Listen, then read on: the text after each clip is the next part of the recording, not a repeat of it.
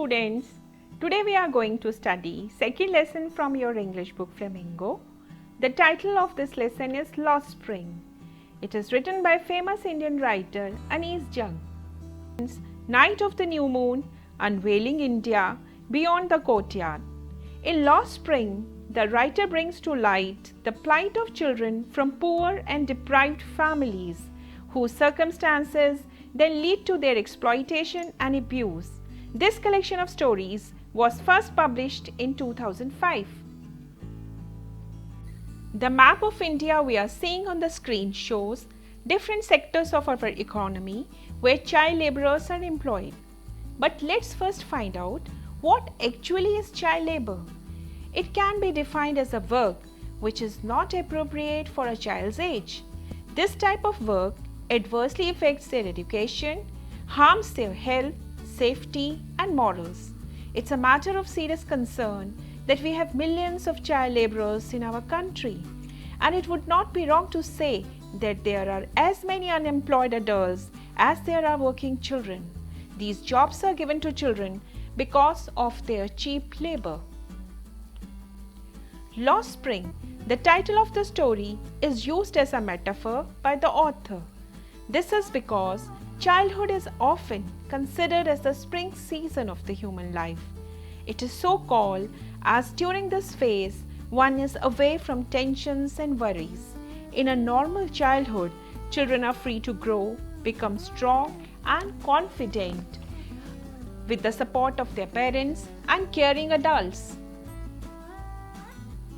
Indian Constitution guarantees several rights to children, like Article 21A gives right to free and compulsory education for all children in the age group of 16 to 14 years. Similarly, Article 24 gives them right to be protected from any hazardous employment till the age of 14 years.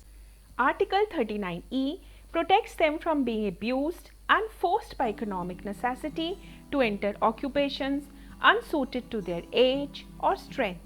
Besides, children also have equal rights as equal citizens of India. Every child, regardless of age, race, gender or birthplace, deserves not just to live but to thrive well.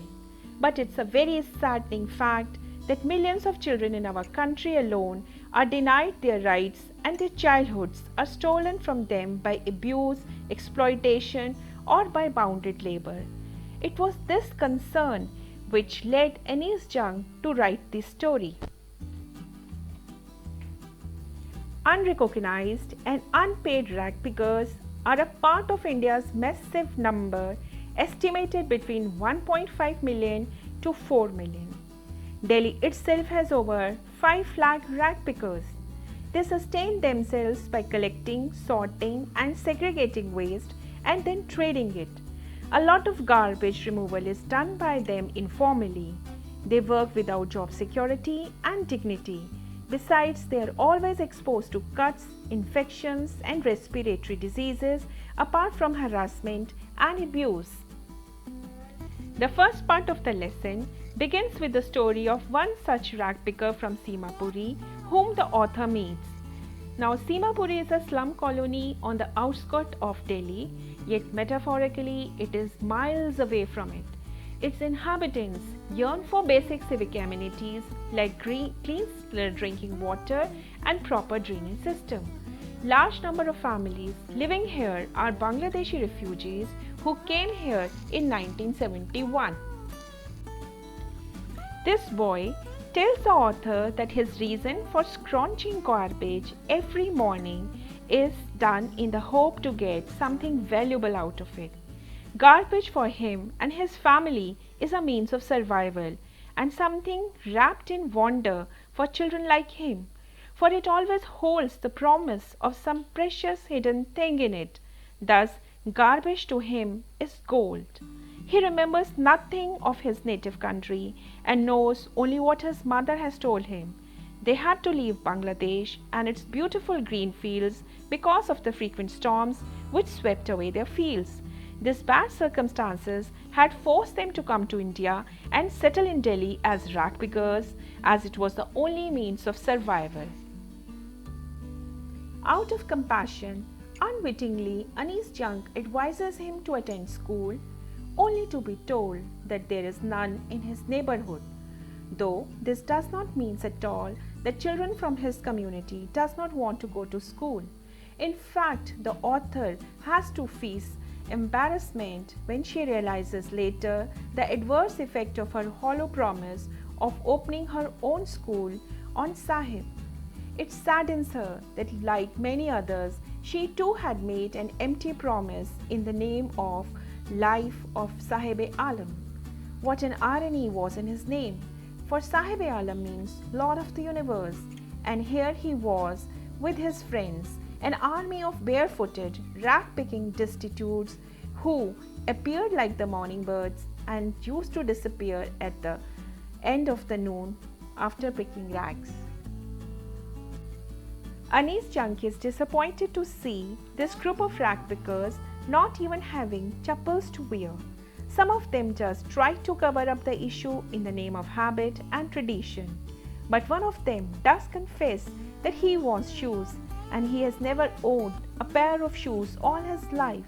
A very glaring and sad truth, as the author writes. She herself had seen many Indian children walking across country barefooted in cities and village roads, thus reflecting their perpetual state of poverty. The sight of ragpicker boys without chappals reminds the author of a meeting with a man from Udupi and the story he had narrated her. He was a priest's son and told her that as a young schoolboy he used to often pray to God for a pair of shoes. 30 years later, when the author visited this town of South Karnataka, she found that this man's prayer had been granted. She saw how the new priest's school-going son wore school uniform, socks and shoes. Looking at that boy, she remembered the words of that man from Udupi. Let me never lose them. The goddess has granted his prayer, but many like Sahib and his ragpicker friends remained shoeless, and this is what pained the author. Out of her empathy, Anees Jung visits Simapuri in person and realizes the difference between the world of those who have and those who don't have. The people who lived there were Bangladeshi squatters. Now, my dear students, let's first understand who are squatters. Squatters are the people who live on a place without permission or without paying rent. Their houses were made up of mud, tin and tarpaulin, and their colony was devoid of sewage or proper drainage system. However, more than this all, they were more concerned about procuring food. Provision of ration card, which helps them get grains, keeps them satisfied. They know that food is more important for survival than identity. A group of women in tattered saris tell the author about their true life, how their children grow up in transit homes and become partners in survival. For survival in Simapuri means rag picking. Through the years, rag picking has become something like a fine art, for it means detecting something useful out of rubbish. Garbage for them is the means of livelihood. It is their daily bread, a roof over their head, and for a child, it is even more. So, if mature adults view garbage as a source of lifeline, for children, garbage is a goal, an object wrapped in wonder, for it may contain a coin or a currency note. Next time, when the author meets Sahib, he is standing outside the fenced gate of the neighborhood tennis club. He too would also like to play tennis as the two boys he watches are playing. But he knows he is not allowed to go inside the club, except when no one is around, and that too to use the swing on the mercy of the gatekeeper. The narrator shares it with us, sadly, that the shoes he is wearing would have been discarded shoes of some rich boy because of a hole in them. But he does not mind wearing them. For one who has walked barefoot, even shoes with a hole is a dream come true. But the game he is watching will probably remain out of his reach, at least for a very long time. Last time, when Anees Jung meets Sahib, he is on his way to the milk booth. He is carrying a steel canister as he now works in a tea stall down the road. He gets rupees 800 and all his meals free there. The author understands his rationale behind the change of this job. He wanted to get rid of poverty, but she could also make out from the look of his face that he had lost his carefree look. The steel canister he carried was definitely much more heavier than the plastic bag he carried earlier. The bag was his own, but the canister belongs to the man who owns the tea shop. All this is symbolic. It shows Sahib is no longer his own master. The second part of the lesson takes us to the city of Firozabad. Firozabad is near Agra in the state of Uttar Pradesh. It is famous for glass making industry, and the city is also known by this name as a city of glass. It is also a well-known fact that many children are exploited here as child laborers. Probably this was the reason which made Anees Jung to visit this place and find out the grim reality there. As the author goes around the city of Firozabad, she observes as if every other family here was making bangles. Here live families whose generation have worked around furnaces, welding glasses and making bangles.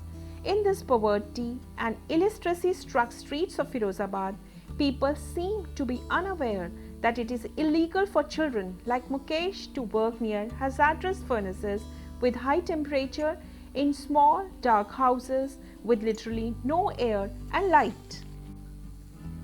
While walking along with Mukesh through the stinking lanes choked with garbage, author crosses hovel-like homes with crumbling walls, wobbly doors and no windows.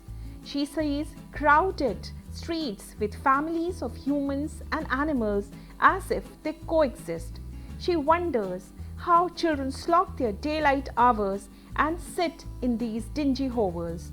No wonder they often lose the brightness of their eyes even before attaining their adulthood sometimes. If the law of the country gets rigorously imposed, it could bring 20,000 children out of this hell-like working conditions. The author meets Mukesh's family as she enters his half-built shack. A frail young girl, who was his sister-in-law, was cooking the evening meal for the whole family. Though she smiled, but her eyes were filled with smoke. She is not much older in years, but due to her role as a bahu, she has already bearing the responsibility of 3 men in the house, her husband, Mukesh, and their father. Trapped in poverty and customs, she was a depiction of status of girls and women in this section of the society. On looking at Mukesh's old father, narrator finds that despite long years of hard work, first as a tailor and then as a bangle maker, he had nothing significant with himself. He could not even renovate this house, nor could he send his sons to school. He could only pass on the art of bangle making to his sons. Conservative thinking of poor bangle makers gets further revealed as Mukesh's grandmother talks to the author. She explains how these poor people have learned to reconcile with their fate. She has watched her own husband go blind with the dust from polishing the glass, and she thinks it is due to destiny, karam. God-given lineage can never be changed. As they are born in the caste of bangle makers, nothing can be changed. She accepts everything in the name of karam or destiny.